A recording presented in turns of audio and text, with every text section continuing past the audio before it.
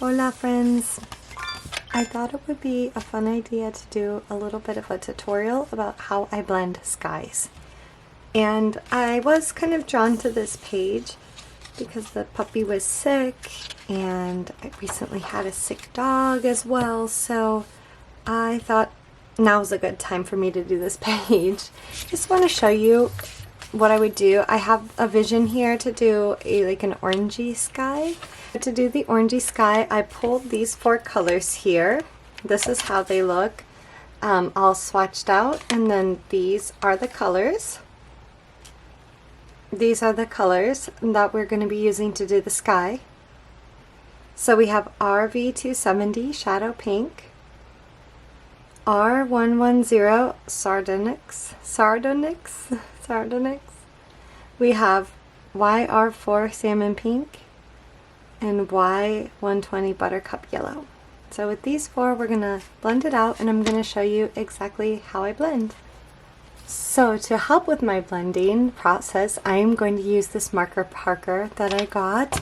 It is like $10, and you can search it under that, marker Parker. You'll find it, it'll come up. They market it for like kids, but it's actually really helpful to place your markers when blending. So then I just line them up. I'm going to use the brush tip. And then so I firmly place the marker cap in there and then just loosely set in the marker. And then I like to just put them in the order that I'm going to be using them.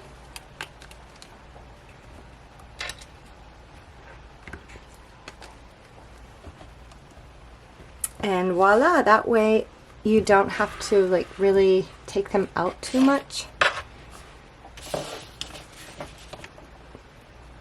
And it just makes it perfect for blending. Let me put that there.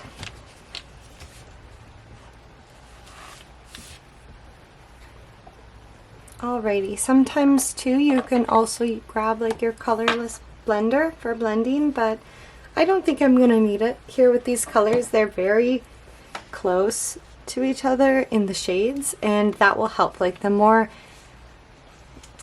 you know, if this is like a really dark pink, then it's just not going to blend as well and smoothly.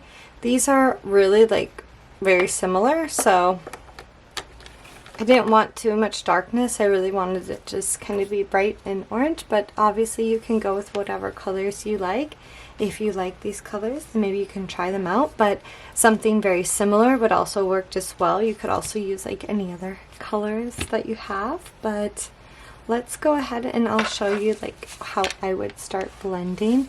I like to start with the bottom and then go to the top. So on this one it's kind of nice because we have 2 sections, so we don't have to do it all in the same one, but I will kind of go section by section. And if I'm doing it really fast, it's fine. I could probably do all because it's not a very big space. Put that in there before we forget. However, for these purposes, I'll just go one section and then go back and do that. And then I'll just, yeah, keep in mind that I want like the darkest color up here. Maybe it might it might not even be here because it'll mostly be here, the darkest color. And I try to think about, okay, how much space do I have and how many colors do I have before I start, so I can kind of eyeball it a little bit. But yeah, so then I'll just start with the Buttercup Yellow because I decided I want like yellow down here and then the pinks up here, and this is probably going to be a green tree, so I think that will give a good contrast. And then yellow next to the grass, that will make a good contrast too. I try not to put like the colors that are similar, going to be too similar, that way it can kind of pop more. But let's start with the small side, that way it's not too much. And if you want it to be even lighter, grab the colorless blender and put that on first, but this will dry a bit lighter, this Buttercup Yellow. And I don't want it to be too yellow because I kind of want it to be very orangey. So I lay down my Buttercup Yellow, then I'm grabbing my other pen when it's still wet, And if there's objects or things here, you can either color over them and go with acrylic marker later, or you could just go around them as best you can. Then I'm going back with the colorless, or sorry, I'm going back with the buttercup yellow and just blending that in. Don't be afraid to just mix these two together and blend, blend, blend until you're happy. You can see I've already kind of gone over that. It's alright. And then you see it's kind of drying quick because it's hot and like the markers are drying, so I just go over it again so there's not a harsh line. Even if you want to go back with the buttercup yellow and do a little bit more, you can. Don't be afraid to do that several layers. Then I'm going to take the R110 and go into the next space and go into the color I just laid down, the salmon pink. And it probably won't have much of any of that darker color there. So then I'm going to grab the salmon pink again. And this is about how fast you're going to need to keep blending too, so the colors dry together and don't leave as many streaks. Now I'm just going to go back with the buttercup yellow if I see anything looks array, and then you can always just go back down to the beginning and just do another layer. That way it won't have a streak. I'm grabbing my pink color, my lighter pink color, and then yeah, just keep going and blending until you think sometimes maybe it's too much. It's probably not. Oh, see, there's a little bit of a darkness from the page underneath, so that was kind of fooling me a little bit, so then I just pull it up to see what it really looks like. Try to maybe use a little bit less pressure. If you just want a little bit of ink, don't use as much pressure on the marker.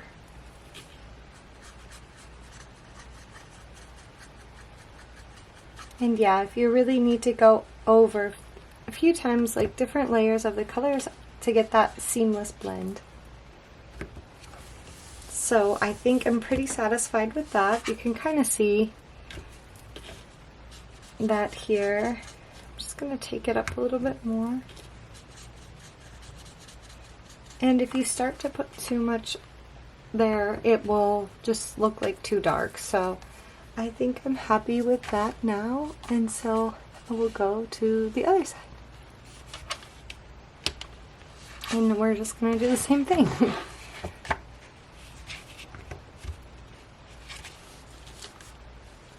Now this dog, sometimes I just don't even mess with waiting to go over the characters or things in the way. I just go over it. Yeah. It makes the blending process less stressful if you just go over some of it. So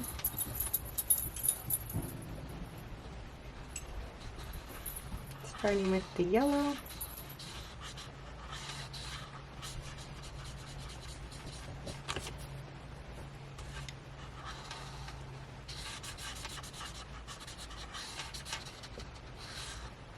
Kind of was getting an idea about what I want to do with this puppy, so I was just thinking about that.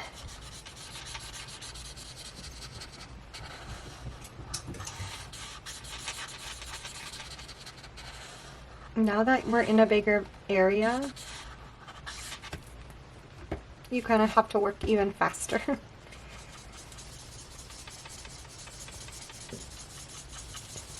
So I'm going back with the buttercup yellow and just cutting in to where I laid in the salmon pink, and then going back with the salmon pink.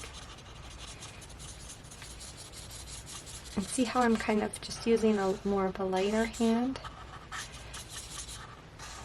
So I want some salmon pink to show still there. And now we're coming in with the pink.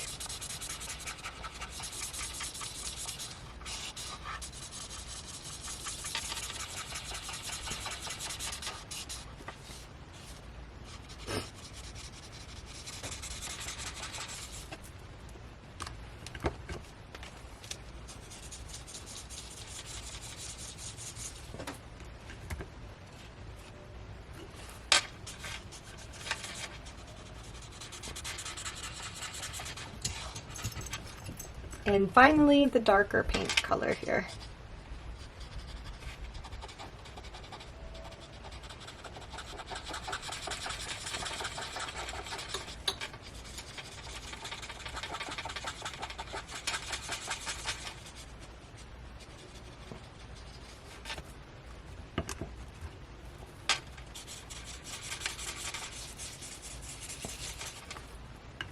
Don't be afraid to go back, especially if it's like drying. Use the marker to wet it to get less streaks. Blend away.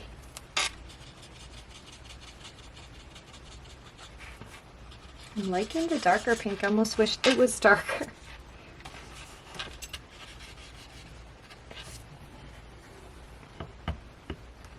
If we want to make it a little bit more extreme, we can R270 Baby Blossom and kind of go in where there would be shadow here.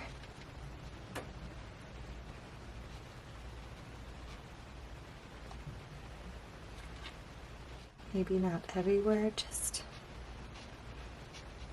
some places here. You can see it already bled through because I've been using a lot of marker to blend.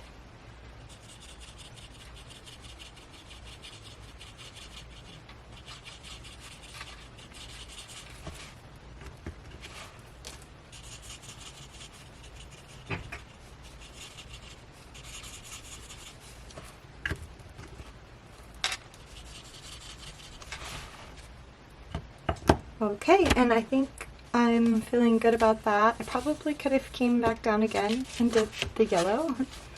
If you get into a point where you're like, I don't like it, I want it more blended, it's okay. Just try to wet the whole area again. That way you're not going to get like streaks. This is already kind of wet, so if I don't like it here, just go and add more.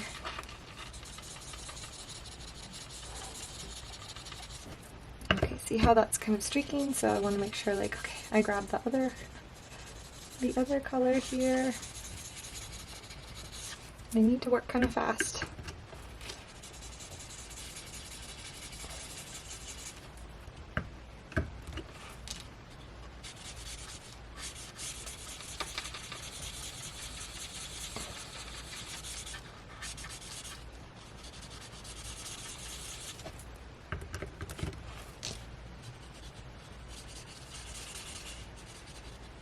I can get this a little bit darker.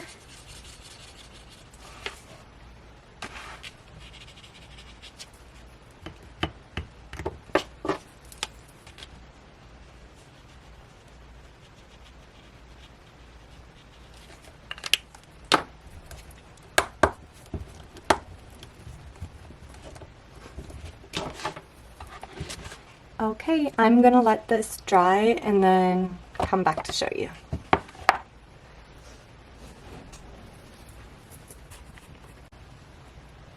Okay, so it's been a bit and this has dried down a bit more, so now you can see this is how she turned out.